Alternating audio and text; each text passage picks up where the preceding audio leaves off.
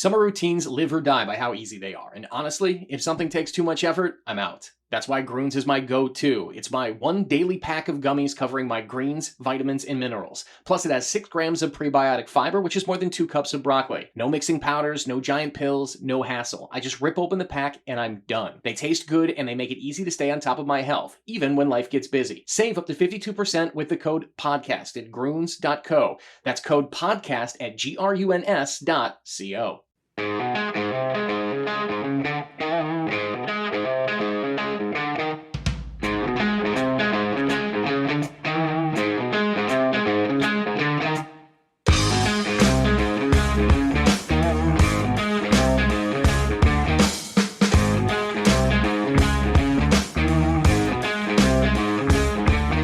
Welcome back to Wooden Sticks with Kevin Gorg as we hope to connect with former Minnesota hockey players, coaches, and managers. Later today, I'm very excited to be joined by Rachel Ramsey, one of the all-time great women's hockey players from the state of Minnesota. She won a state championship playing high school hockey over at Minnetonka, went on to play for the Golden Gophers, and won 3 national championships with Minnesota, and then ended up playing some pro hockey after that.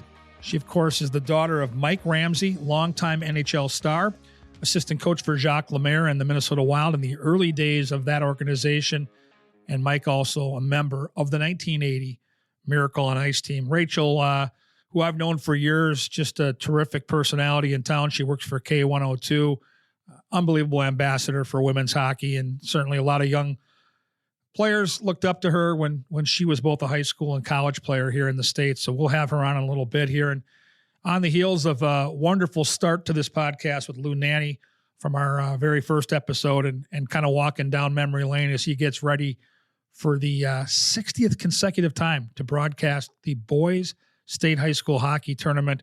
Louis was fantastic. And that's the type of guest we're hoping to have here week by week. We're going to connect with a lot of different players from Minnesota, a lot of different coaches, and that's the beauty of getting older, which I am. You have a lot of time with different people and you have a lot of different angles to take. And so from my playing days through my coaching days and into my broadcast career, been around the game for a long time here in Minnesota, going back to, almost 40 years ago when my high school career ended with the state championship at Burnsville, which was awesome, but some wonderful people. And that got me into women's hockey. I remember coaching boys high school hockey at both Mounds View and Burnsville. Tom Osiki, my head coach from Burnsville, was the reason I went into coaching. He was the guy I looked up to and kind of my mentor along the way. And I always said if he ever had a job down the road where he got involved and back into the game, and he had always talked about coaching college hockey. He had moved on from coaching high school, had some connections at Wisconsin and was helping out here, helping out there. And Tom was my guy. I said, if you ever get a college job, think of me, and I'd love to be one of your assistant coaches if I get the opportunity. And so after my 5th year of boys high school hockey, Tom contacted me and said he was in line to take the first job at St. Thomas as they were transitioning into women's college hockey. They had a club team. They were going to go Division III. And so this was 1998, and Tom called me up and said, are you interested? And I had just suffered through a tough year at Mounds View. My second year there, we took our lumps and had gotten beat in the first round of the sections, and it was a tough season. And Tom really picked up my spirits and was really excited because he knew I had played my college hockey for the Tommies, and so it was a natural. And I resigned at Mounds View and took a leap of faith to coach with Coach O, as we called him. A couple weeks after I took the gig, he called with some bad news. He had been extended an offer from the University of Wisconsin's women's program to be a part of their coaching staff, and sadly was not going to take the gig at St. Thomas. So now I was kind of left on an island, and I called St. Thomas, and at the time the athletic director was Steve Fritz, longtime athletic director, tremendous man, and I was lucky enough to interview and get the job. After Coach O had left, I was the first head coach in program history and had a wonderful go of it for a decade. Loved my time at St. Thomas, loved coaching on the women's side. And I really didn't know. I'll never forget that first day at the rink. I'd hired my good friend Tom Pelkowski to be my assistant coach, and he had been with me on my staff at Mounds View. And we got out to the rink, and, when you take over a club team, there's no recruiting. We kind of taken over late and just were kind of left with a roster of like 20 players. And we got out in the rink at Parade Ice Gardens, and we're letting the players shuffle around, throw pucks around, have a little conversation here or there. Then we started practice. And, I'm not kidding. Half these kids couldn't complete a pass. And Coach Palkowski looked at me and started skating towards the door. I'm like, wait a minute here. You're not going to leave me here alone. I said, I have no idea how we're going to do this, but I know that I can't do it by myself. I basically begged him to stay, and he did. And it turned out to be just an amazing season because we had scheduled St. Cloud State, UMD, some of these Division I programs early in our campaign, and we just got our doors blown off. Got beat 10-0, 12-1. A little disheartening for all of us, especially the kids, but as the days went by and we started to really run these kids through practice as something they had never done. Some of these kids actually played high school basketball. Our player from Eveleth, Tina Simonson, was actually a high school basketball player. So there were some growing pains for certain. But then once we started getting into the routine of practice and we started playing these games against teams we could compete with, and the players started to see some success, I mean, they made some unbelievable strides. And having coached together at the high school level, where when you coach high school boys that are 16, 17, and 18 years old, first of all, they've been playing all their lives and they don't need as much coaching. Second of all, just ask them. They don't need the coaching. These gals were so receptive, and you could mark the improvement week by week. You could physically see how much better these kids were getting. We had a ball. And at the end of the year, we didn't even finish 500. I think we ended up finishing like 9-13 with a couple of ties mixed in. But we really had a fantastic time of it. And then we started recruiting, and you could see the program build, and it wasn't hard to get kids interested in going to school at St. Thomas, Twin Cities, beautiful campus, nice academic place. And so as the years went on, we really started to build that thing up and just had a heck of a go of it. When I left in 2007, after that season, at that point, it was Fox Sports North wanted me to come on full-time, work some Wild, work some Twins, do the whole thing. Tom took over the program, did a remarkable job, ended up having that program nationally ranked for years. And so as fate would have it, they were in good hands. And so my tie to women's hockey is deep. I have a ton of respect and admiration for the players. I know a lot of them. Just had the chance when we did Hockey Day, Minnesota on Valley Sports North up in Warroad to reconnect with another one of my assistant coaches, Rhonda Curtin. And it was just like being back in that coach's office with Tom and Rhonda, and the jokes and the stories. And a couple of our players were actually up there in Warroad, including Mo Hardwick, who was a star back in the day for the Warriors. So if I ever get back into coaching, it'll probably be on the women's side or the girls' side because of that time that I had. I've got 3 awesome daughters, Katarina, Madeline, and Annika. And those players that I coached at St. Thomas in that decade all ended up being babysitters. And my girls were always around the rink. And so they've known those girls for a long, long time. And so it's a special place in my heart. And then, watching what Rachel Ramsey did at Minnetonka, I was good buddies with her goalie, Julie Friend. I had worked a hockey school with Julie, and so kind of followed her career. And she was the goaltender on that state championship team. And to see the success that Rachel had beyond high school into her time at the University of Minnesota with the 3 national championships. And we've had her on Valley Sports North on some of our broadcasts. And, she's been an ambassador for the game. She's been a role model. She's been a player that kids look up to, 6 feet tall on the blue line with good hands and offensive instincts. These are things you look for, boys or girls. You just didn't see as many 6-footers on the women's side. But a lot of times when kids are that tall, they don't have that agility and that speed and that skill. She did. She was the whole package, and the numbers she put up were amazing. And so as Paul Allen, our favorite radio personality here in the Twin Cities, likes to say, she's pronger with a ponytail. And that's a compliment because she was the entire package of everything you want in a high-level defenseman. Can skate, can defend, of course, with her reach, a big advantage, silky mitts to make good plays. And then when it was time to put the puck in the net, she could blast it. Good bloodlines. As I mentioned, her dad, longtime NHLer. I got to know Mike when he was coaching with Jacques Lemaire in the early years of the Minnesota Wild.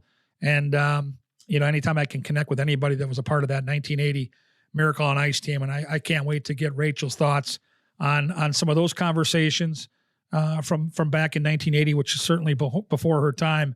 But I know Mike certainly had a big influence on her success, and really looking forward to the conversation. Rachel Ramsey, former stud defenseman at Minnetonka and over at the University of Minnesota. And that's coming your way next here on Wooden Sticks.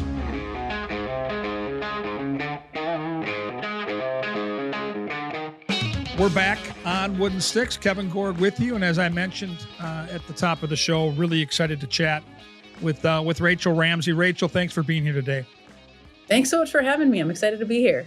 Now, you're too young to appreciate Wooden Sticks, our title, but for guys my age and your dad's age, we played the game back in the day with Wooden Sticks. I'm just curious, when you first started playing hockey, what type of stick did you have, and how different is that stick from what the ladies are using now? Well, you want to know how crazy the stick that I had was? All the way up until I was probably 12 years old, my dad didn't want to buy sticks, which I can respect given the price tag. But for those don't know, my dad was coaching for the Wild at the time, so he would wait until a player snapped a stick during practice, grab it out of the trash bin, saw it in half, and I'm pretty sure it was a Brad Bombardier blade that he would stick in the bottom of it.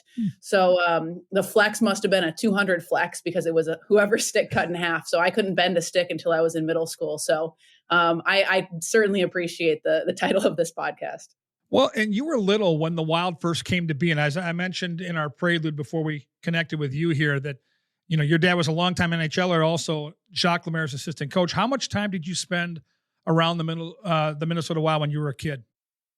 I mean, honestly, my entire childhood. I feel very, very fortunate that I got to grow up as a rink rat, like a lot of kids. I mean, I spent a lot of time down at the park and at the pond, but every single Saturday and Sunday that the Wild was in town, that I wasn't playing in a tournament, I was down at the rink and would hop in the car with my dad. He'd go down on practice day or game day, and I'd spend hours just, skating around at the X until Jacques or Mario would come out on the ice and kick me off before practice, but I would try and stay out there as long as possible. Sometimes too long until they'd start yelling at me. But no, I mean, my whole childhood, very fortunate to grow up around the rink and the team.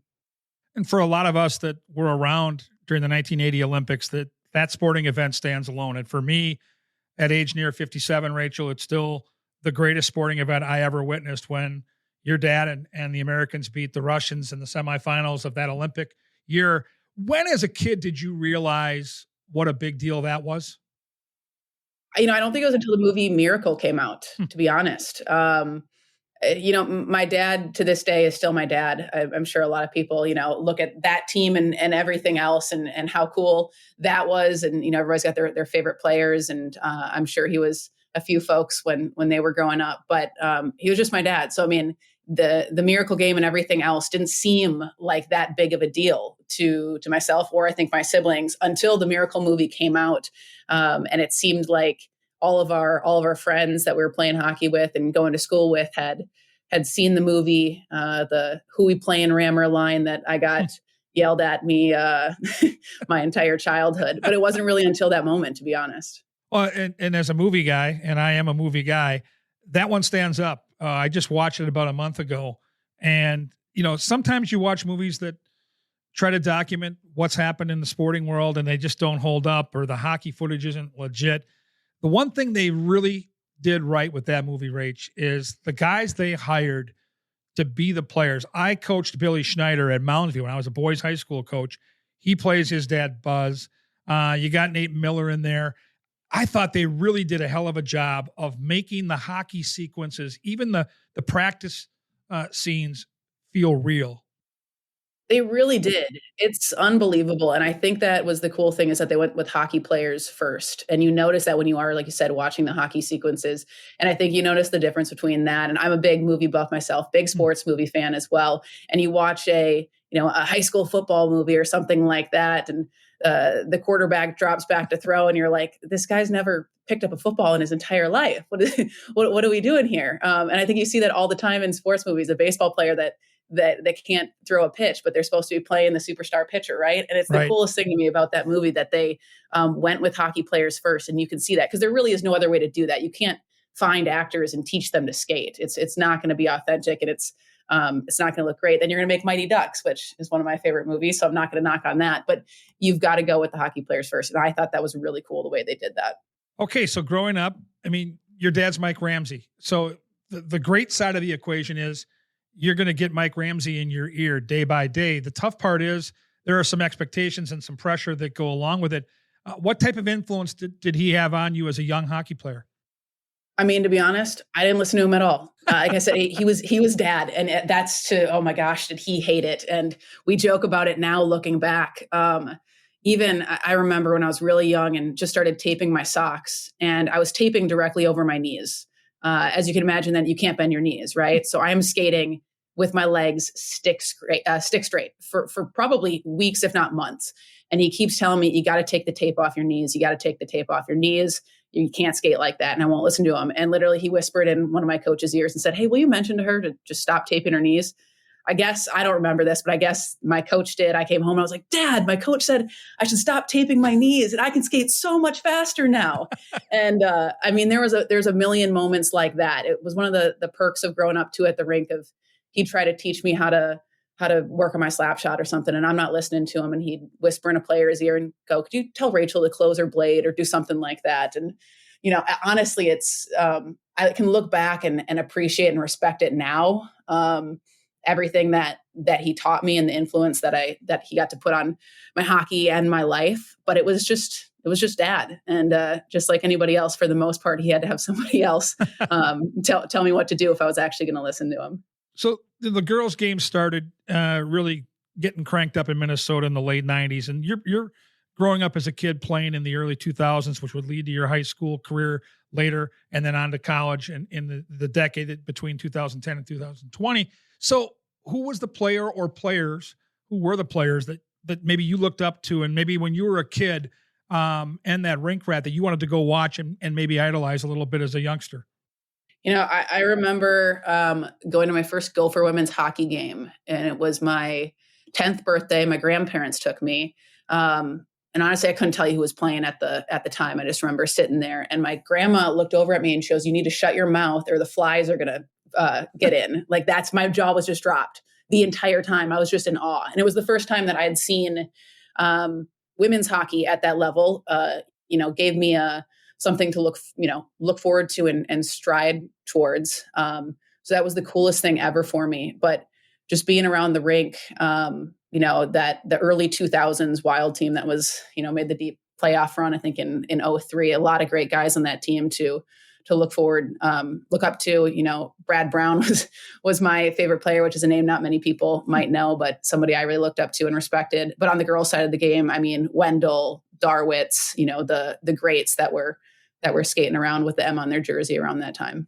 And that was a great time to be a fan of the women's game, because you mentioned some of those names. Those were kind of the pioneers that took the game to that next level. And by the time you started playing high school hockey at Minnetonka, we had seen a handful of big time stars, starting with Natalie Darwitz, Chrissy Wendell, as you mentioned. I think of the Curtin sisters, who, like you, were taller, right? 5'10", 5'11", 6 feet tall, which on the girls' side, we didn't see right away. But as the game evolved, you started to see athletes, like on the boys' side, that were some in small packages, some in taller packages. By the time you got to Minnetonka, how much did you realize what a big deal high school hockey was in Minnesota? Because when you're a young player in Minnesota, you have that state tournament kind of hanging out there. And I'm certain when you play in a program like Minnetonka, you guys were used to winning, so you had to know that might be part of the plan moving forward. Well, it's funny you say that. We were fortunate enough to win my senior year, and we had an incredible team. Julie Friend, our goalie, who went D1 to St. Cloud, and Carolyn Dreyer and Paige Baldwin, who went D3 locally. I mean, we had a lot of talent in the senior class, but I think we had 6 or 7 girls my senior year that were sophomores that ended up playing D1 too. So that team was unbelievable. But leading up until that, when I got into the Minnetonka high school program, and we didn't have a shot in winning sections, let alone making it to the state tournament. My freshman year when I came in, it honestly wasn't even a thought, which is crazy to think about looking at the powerhouse program. The boys always was, but the boys and girls are now. So it was a really kind of crazy couple of years from my freshman year until my senior year. That team developed so much. The talent that came up in that organization was so strong. So by senior year, yeah, I mean, that was the expectation, was this is the year we're going to do it. We're going to make it to state. And then we were fortunate enough to win, which was, for any hockey player that's had the privilege of playing in the state tournament knows it's a once in a lifetime experience. You and I share that same memory, and mine was long before yours in 1985. But what was your favorite memory after it happened. So I have one that I want to get to after I hear yours. But, as a kid, you dream of that moment, right? You win the championship. You're playing with the gals you grew up playing with, your buddies, representing Minnetonka. It's an unbelievable night. It's a night you never forget. So looking back now as a full-grown adult, a decade plus removed from that magical moment in your career, what was your favorite moment maybe right after the game? Honestly, just almost like the relief in winning and the excitement of thinking, finally. I mean, I just remember crying after the game. It was, people have asked, when you win different championships and different tournaments and things like that, which one was the best or which one was your favorite? And, it's hard to choose, but I was, fortunate enough to play with some great Gopher teams with some national championships there. And oftentimes I feel like the state tournament and that state championship was more monumental in my mind, or a bigger moment, which some people might think is crazy. But like you said, you're playing with the girls that you played with your entire life. Yep. And you're working towards something that, you maybe didn't think was possible. And then every year you get closer and you're like, okay, you can almost taste it. We can do this. And when you do, it's kind of the combo of that excitement and that relief. And so it's not really a particular moment, but just, I think that feeling, looking back there, celebrating with all of those girls that you've played with for 10 years and thinking, we did it. There's honestly nothing cooler than that.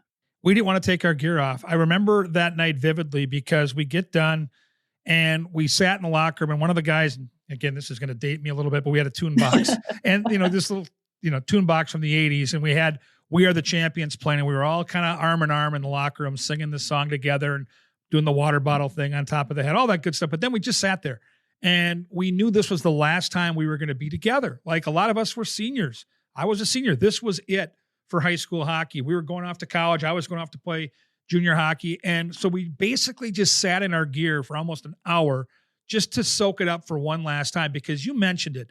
There is just something different about growing up with a group of players and having that journey and that dream together and finally seeing it happen. For us at Burnsville, it was the first one in the history of the school. You mentioned it at Minnetonka. When you got there, that wasn't even on your radar. And then to come full circle to that night, for me, anything that happened after that was never going to live up to that one night. And then for you, though, you just mentioned it. I didn't get the national championship run that you did. You won 3 times at the University of Minnesota. So I guess my question to you, Rachel, is how much did your experience having done that at the high school level allow you to have maybe that success at the next level and be a part of 3 more championship teams? I mean, I felt so spoiled walking in freshman year to that team. I didn't feel like I even belonged there. I don't think anybody does, right? When they show up day one, when you take the step to the next level. I remember even having captain's practice and calling my mom in a full panic and was like, I can't do this. I can't keep up with these girls, and then to do it for 4 years, it's crazy to think back. And I even go watch the games now and see them play. And I'm like, really? Did I skate out there? Because it sure didn't feel like it. But I mean, walking into that team, it was a stacked team my freshman year, which was unbelievable. And each of those championships was very different and a very different feeling. And that first year was one of those where none of the girls in that team, they hadn't won. Even the 5th-year seniors hadn't won a championship in their time. So it was one of those things where you walked in and you wanted to do it for the girls ahead of you. You wanted them to leave with that national championship, the girls that had paved the way to make the team what it was when you got there, And so it was, I don't know that the state championship in high school that, me walking in the locker room had the biggest effect there on the end result in Minnesota my freshman year. But man, it was special to be a part of it and to walk into that team who had been another example of a team that had been building for years and years and years to finally get to that moment. It was special. And you had a career where you continued to produce all the way through at the U of M. You continued to be a dominant player on that blue line, ended up being a Patty Kazmaier finalist. These are things that only come to players that are elite at your position. And so I guess right now we're living in a world where we're very excited about the P-Dub. The PWHL has taken, both North America, Canada and the United States, North America in its entirety by storm. And it's a really big deal. How much was pro hockey on your radar back in your time at the U of M? I'm talking back 2011, 12, 13. How much did did it resonate that was a possibility? Because you ended up playing pro hockey, but it isn't like it is today with the P-Dub. No, yeah. When I was graduating, it didn't exist in anywhere near the capacity it does, right? So it was more so Olympics or bust. You were going to continue and play USA hockey and go for that every 4 years, or you were done. Or Whitecaps really paved the way for what professional women's hockey looks like now, and that league that had a few different iterations over the years. So I had a lot of friends that went and did that, but like you said, it's not what it is now. And that's, it's really cool to see. And I'm really excited for the women's game and giving girls something to look up to, beyond college and beyond the Olympics too, something that's, every year and more consistent and, a league of your own, right? Yeah. Seeing all the teams and girls that were at that very first, Minnesota game here a couple months back and filling, that whole entire lower bowl and if not a giant chunk of the upper of the X, and the support that team had from the state of Minnesota and really girls youth hockey players in particular. It means a lot for those kids to have something to look up to. And I'm so excited for where the game's at and where it's growing. And Rachel, it just feels like the National Hockey League now has figured it out. It took them a lot longer than it probably should have, but you look at the model that the NBA put out there, and you've got the NBA and the WNBA, and both have flourished for many, many years. And so I finally looked at this and said, well, that's the measuring stick we need to have. We have to have those expectations. So when we get a hockey player, and I'll use Caitlin Clark as the example, this kid at Iowa that's, just an amazing talent, we have to have a place in hockey for that person to land where nothing changes. The momentum stays the same. And these young players, these girls that want to have something to shoot for, that deserve to have something on par with the WNBA, with the support of the main league, which is the National Hockey League, it finally feels like we're there. And I guess, do you see this being not just sustainable, but do you see it being able to live up to what we've seen on the NBA side? I mean, I sure hope so. And I think the big key there is talent, right? Mm-hmm. The WNBA is the best female basketball players in the world. And so that's why fans show up to watch it.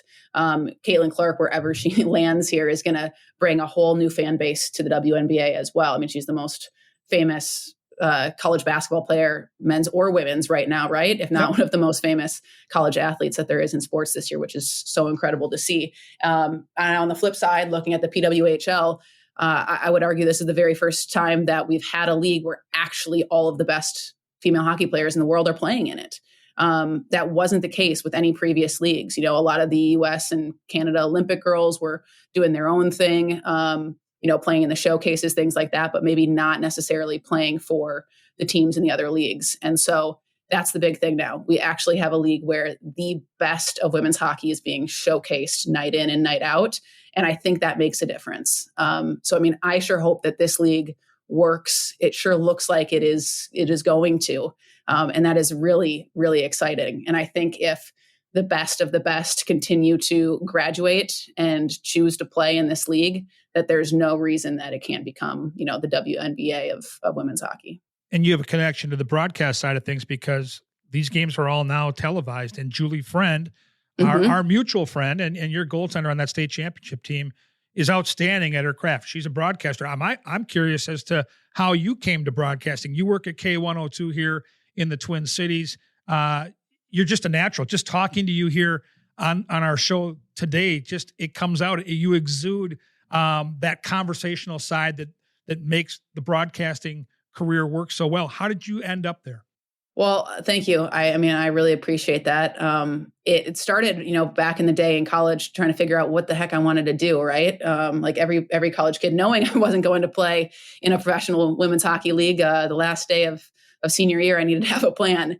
And with that being the case, it was, do I want to get into, business? Do I want to do broadcast? What do I want to do? And so, still work in the broadcast world part-time, which is a blessing because it's so much fun. And I actually started with an internship at at FSN back in college, shadowing you and Marnie and the team.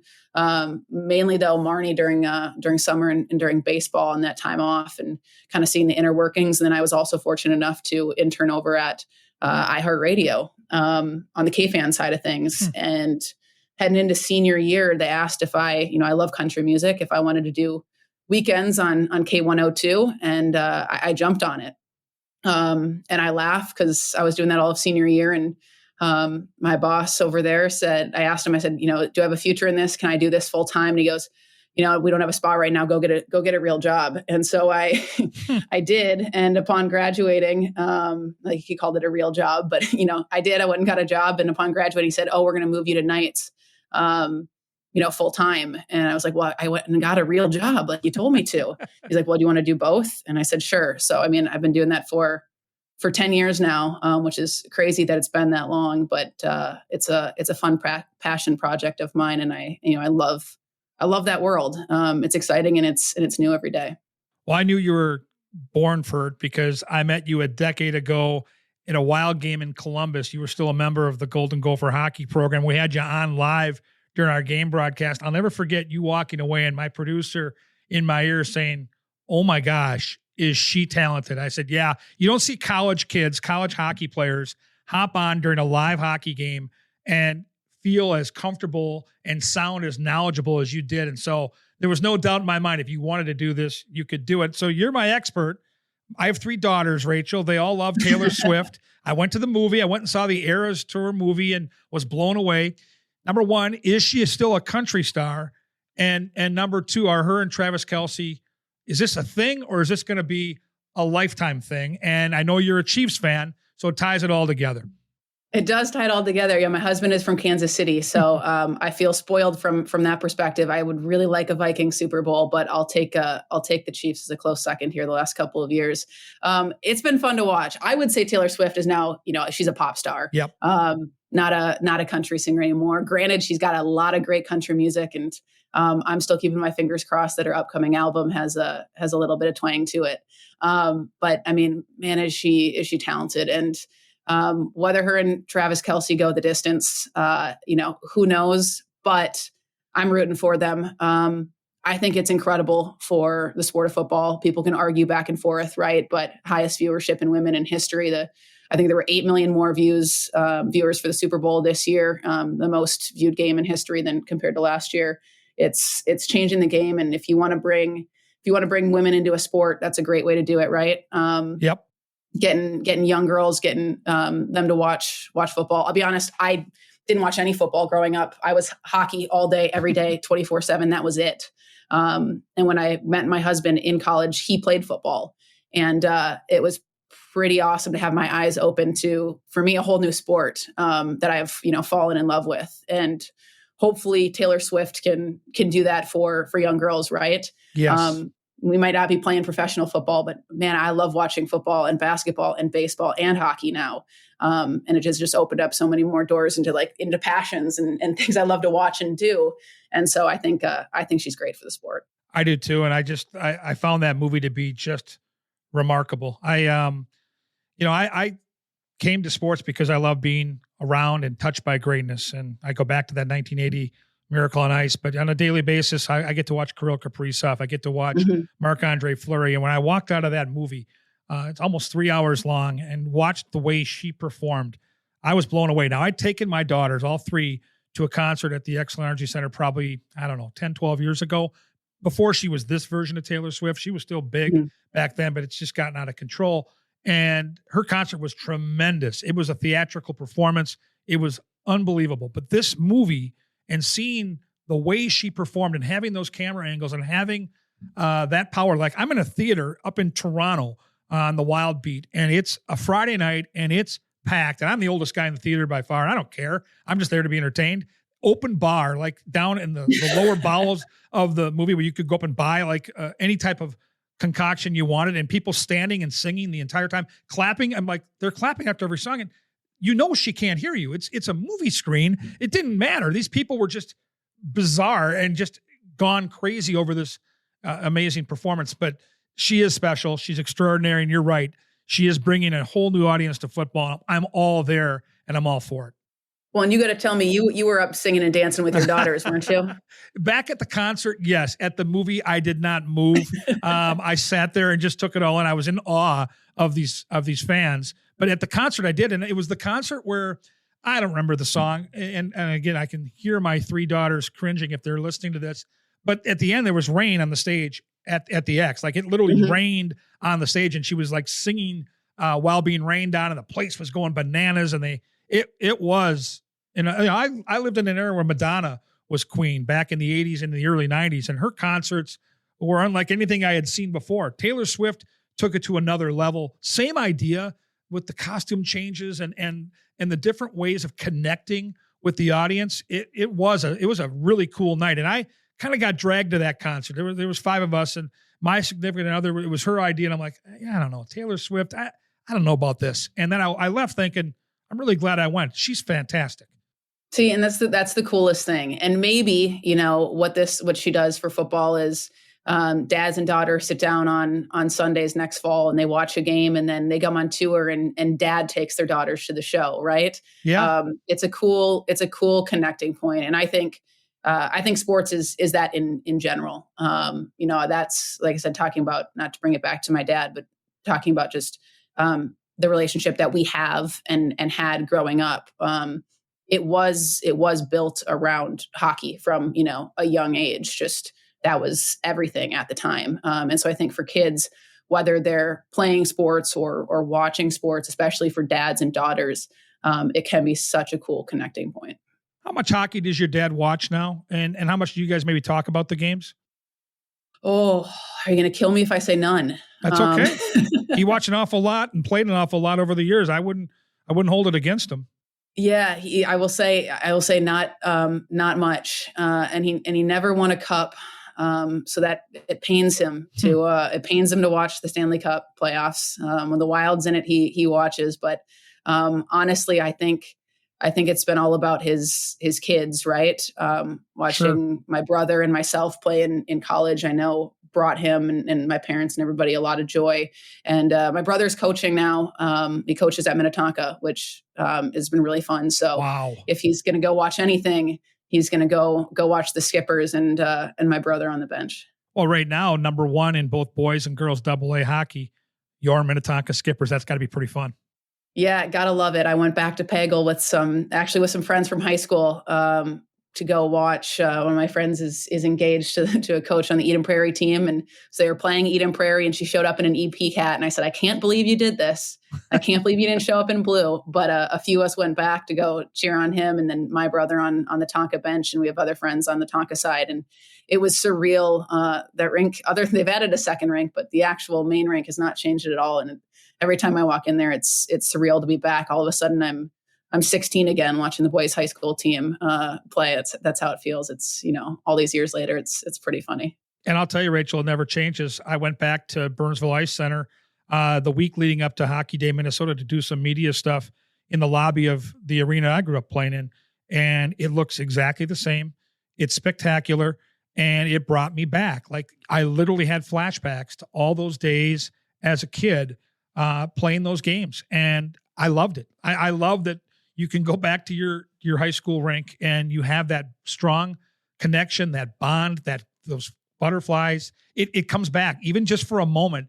I just love that. And I think that's what high school hockey does. We were both so blessed to not only play here, but have success in Minnesota with our friends. It never leaves you. Like when I get a chance to talk to teams, and I did so up at Hockey Day Minnesota, I reminded them that you're going to do great things. You're going to go on and you're going to go here and you're going to go there. And you all have these great goals and you're going to have families and all that good stuff. But you can't replace that time. And I go back to that moment when you all finally get your gear on, right? And it's 15, 20 seconds before you hit the ice and you look around that room and you're all nervous. You've got the butterflies, but you all kind of have that feeling like, okay, we're going to go out there and we're going to do this together. You don't get that anywhere else in life. And I remind them that it's going to stay with you forever. There's not a day that goes by where I don't have a little flashback at some point to those days at Burnsville. I'm sure it's the same for you at Minnetonka. Yeah, it's funny you say that feeling. I get asked all the time if I miss playing hockey because I don't play anymore, and I graduated to almost 10 years ago now, which is crazy. And I don't miss playing hockey. I miss the competition. I miss the girls. Yes. And I miss that feeling that you can't get from anything else. The adrenaline when your team scores, the team that you're playing on, right? You're on the ice, the adrenaline when something like that happens, the adrenaline of winning, the feeling of camaraderie, sitting in a locker room pregame or between periods or postgame, all those feelings that you get with playing any sport.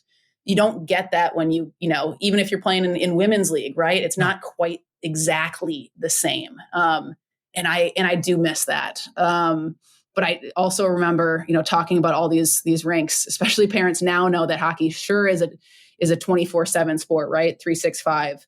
And you travel a lot and you play in a lot of rinks. And I can remember with such clarity, even Warroad and Roseau and EP and Braemar and Bloomington and Burnsville and all those rinks, right, that I played in so many times. And Blake, always one of my favorite rinks to be in.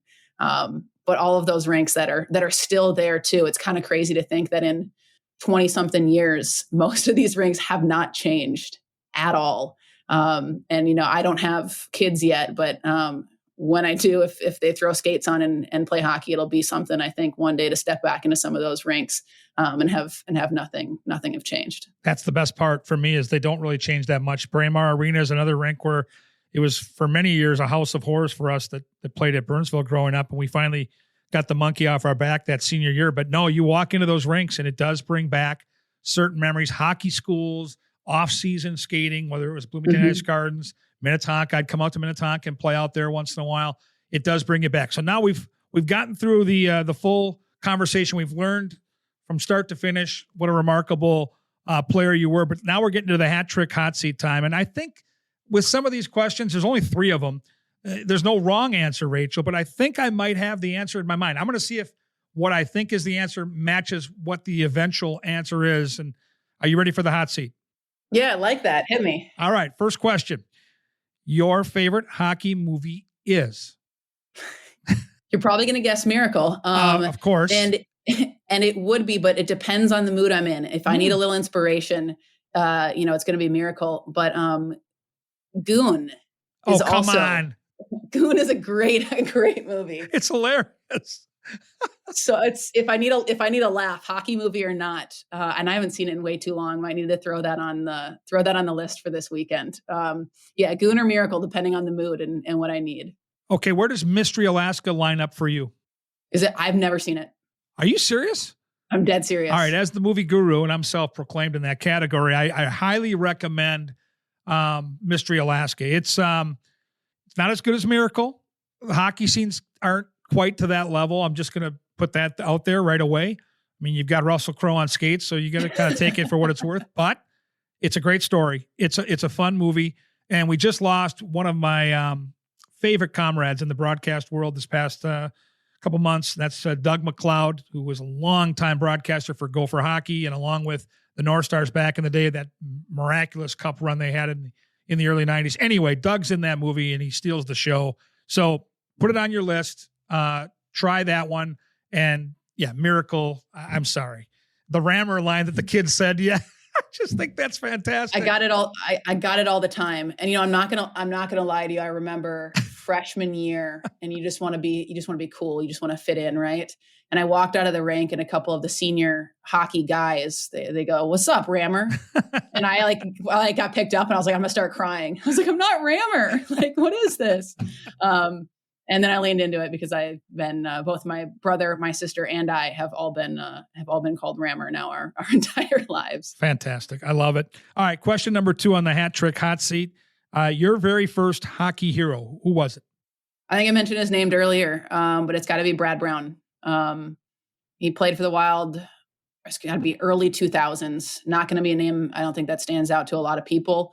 And it probably wasn't really for the player that he was on the ice, but he's the player that sticks out to me from my childhood because he's just one of those guys that, paid attention to you as a kid. And I think that's all you can ask for as a kid. Going over to the rink and I'd step out there and get on the ice and he'd come out and drop the gloves and throw my jersey over my head as I'm skating around and 9, 10 years old, not even. And that was special. And so it didn't need to be it's always been like that for me. It doesn't need to be the superstars. It's just the players that you respect, right? Yeah, and in that era, the Wild used to practice over at Parade Ice Gardens. And when I Mhm. started as the women's coach at St. Thomas, that was our home rink. And so we had a unique connection to those guys on those early years with Minnesota Wild. And so we would always practice directly after the Wild did. We'd usually take the ice in the middle of the afternoon. They were just getting done. And it was a really cool sequence for our players to have that little time to watch the NHL guys practice and then connect with them after practice. Stefan Viu ended up dating one of my star players, Tiffany Petermeyer, during that time frame. And he was a young player in the league. She was, more of a 19, 20, 21-year-old in our hockey program.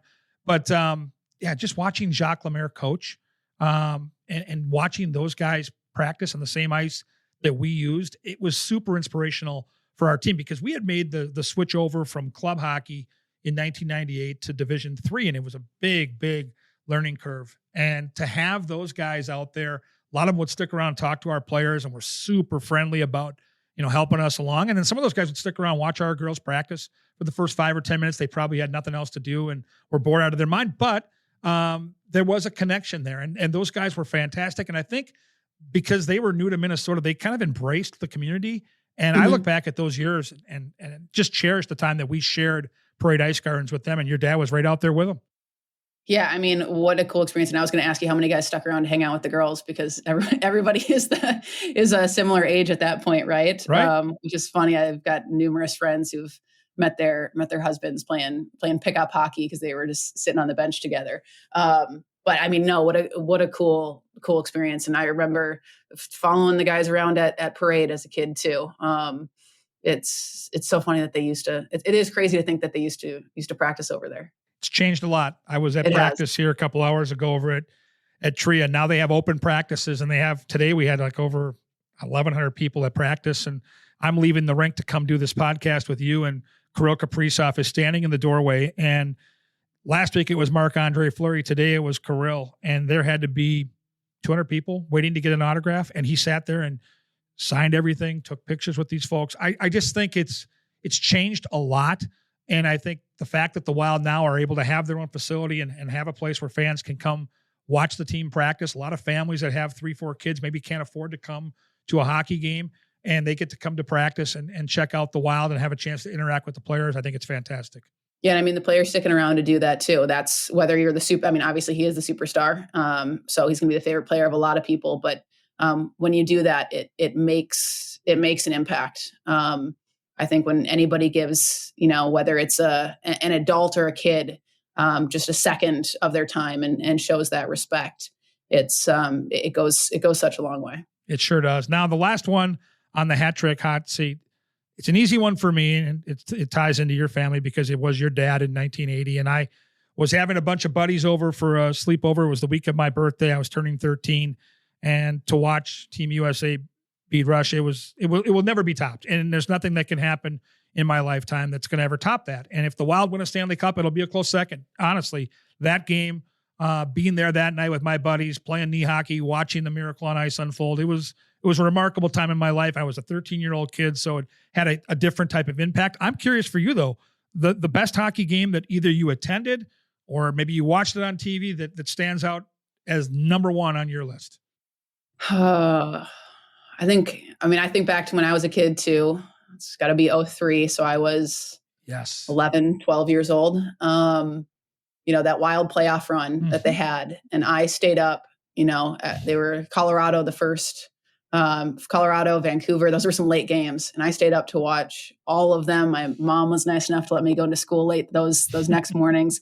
Game 7 versus the Avs, overtime, Andrew Brunette goal. I couldn't tell you what happened the rest of the game. The rest of the game, I was little, but that goal, that moment, for me, I think there's something magical when, like you said, you're 13 for the 1980 game. There's something magical too about watching these moments as a kid, and they're sometimes amplified, and the way they stick out is amplified. But I remember sitting on my living room floor, watching that game, and I actually had, you may remember these, the foam claws that the Wild used to sell, that were huge, that you wear on your hand. And I had one of them at home, and I had picked this thing to pieces. It was just in shreds from watching those games, sitting there in the living room. But that's the game. Yeah, Game 7, Wild versus Avs, 03. Great pick. And when I get to watch that goal back, and we've done a couple of things, even during COVID, we replayed that game on Bally Sports, and I got to sit there and kind of narrate some of the big moments. I still get chills when I see Andrew Burnett deking in on that goal, beating Patrick Waugh, and the celebration. He drops his stick and they go crazy. It was such a big upset, and there were Hall of Famers up and down that roster for Colorado. And I work with Wes Walls now. I see Darby Hendrickson at the rink every day. We have conversations every now and again about just the mentality that those teams brought in. And your dad was a part of that coaching staff that allowed that team to just understand if they played a certain way, if they believed, if they fought the good fight, they could actually pull that off. And the fact that they went out there and beat that team and then validated that by beating, I would say, almost an equally talented team from Vancouver in the next round the same way in 7 games. It's no wonder they ran out of gas against Jaguar and the Ducks. But those 2 playoff series still, to me, resonate. 20 plus years later, I can kind of go back and remember some of the key plays in all those games. So I'm glad you picked that one out. I'm most happy we had a chance to converse today, because it again reminded me just how talented you are and the way you can convey the game and your memories. You have a gift. So I hope you stay with it in one way, shape, or form or the other, Rachel. You are such a talented broadcaster and so much fun to talk with. Thanks for doing this today. No, I appreciate it. Thank you so much for having me. And I feel really washed up now, but it's fun. It's fun to think back and look back on these memories. So I appreciate you giving me the chance to do that today. You want to feel washed up? Come back from Arizona working the Wild road trip with a limp and tell everybody you got hurt taking a walk outside your hotel. Then you'll know what washed up really is. So you're far too young to be washed up. And this was a real pleasure today. So again, I really appreciate your time. Yeah, thank you.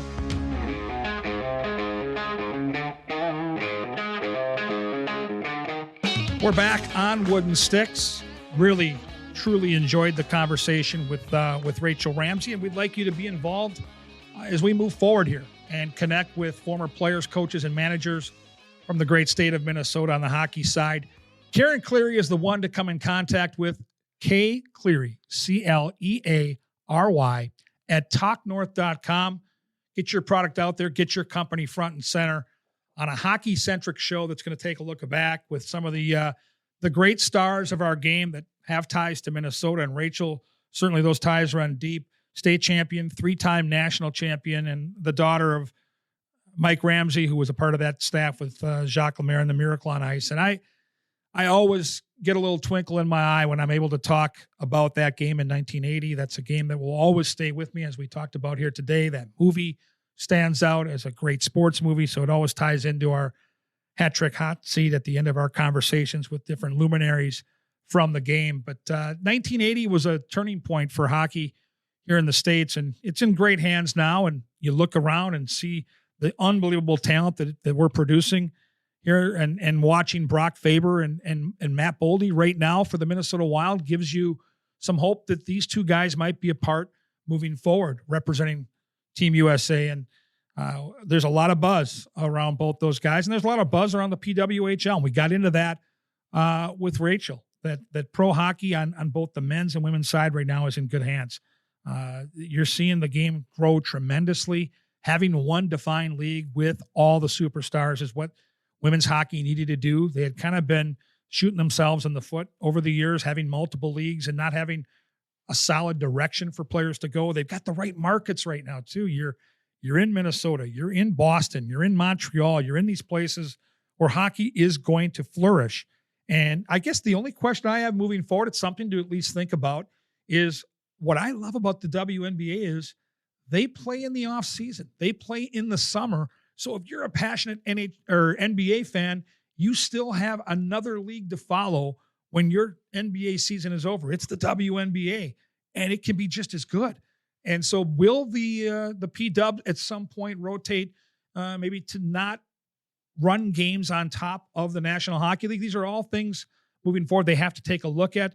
They want to continue to grow the game. They want to get the right coverage on the right channel, and maybe moving some games to the summertime will allow them to do that. I don't know. It's certainly something that's worked out awfully well on the basketball side of things. And hockey certainly can stand alone, do it their own way, or they can learn some lessons. But talking to Rachel and just hearing her memories and knowing that I grew up in a world in the 80s where there was no girls hockey. And when girls hockey really started to get good in the early 2000s, she talked about it. We were blessed with some amazing talent. Natalie Darwitz, Chrissy Wendell, the Curtins, the Broats, all the way through.